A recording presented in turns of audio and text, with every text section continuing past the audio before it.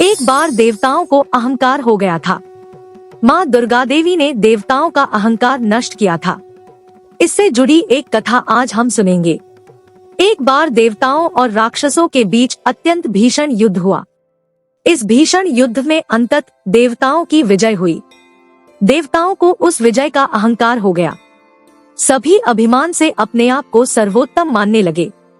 भक्तों, आपको पता है, हम कोई गलती कर रहे हो तो हमारी माँ हमें कैसे सिखाती है, वैसे ही दुर्गा माता जो साक्षात जगन माता है, उन्होंने देवताओं के इस मिथ्या अभिमान को नष्ट करने के लिए तेजोमय प्रकाश स्वरूप धारण किया, जिसमें केवल प्रकाश दिखाई दे रहा था।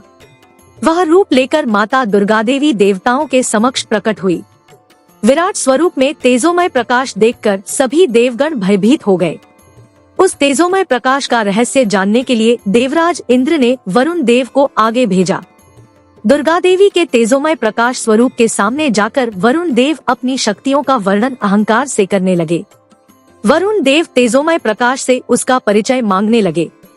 तब तेजोमय प्रकाश ने वरुण देव के सामने एक छोटा सा तिनका रखा और उनसे कहा कि तुम वास्तव में इतने बलशाली हो, जितना तुम स्वयं का वर्णन कर रहे हो, तो इस तिनके को उड़ा कर दिखाओ। वरुण देव ने अपना पूरा बल लगा दिया, पर उनसे वह तिनका रत्ती भर भी नहीं हिल पाया। वरुण देव का घमंड चूर चूर हो गया। अंत में वह वापस लौटे और उन्होंने वह घटना इंद्रदेव को बताई। उसके बाद इंद्रदेव ने अग्निदेव को भेजा। तेजपुंज ने अग्निदेव से कहा कि अपने बल और पराक्रम से इस तिनके को भस्म करके दिखाइए। अग्निदेव ने भी इस कार्य के लिए अपनी समस्त शक्ति का उपयोग किया, परंतु कुछ भी नहीं हुआ। अंत में वह भी सिर झुकाए इंद्रदेव के पास लौट आए।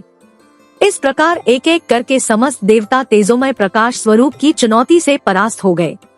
अंत में देवराज इंद्र स्वयं आगे आए, परंतु उन्हें भी सफलता नहीं मिली। तब समस्त देवगण ने तेजोमय प्रकाश से पराजय स्वीकार कर तेजोमय प्रकाश का गुणगान करना आरंभ कर दिया।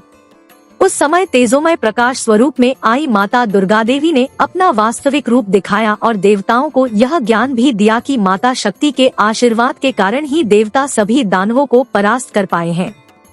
तब देवताओं ने भी अपनी गलती के लिए दुर्गा माता से क्षमा मांगी और अपना मिथ्या अभिमान त्याग दिया।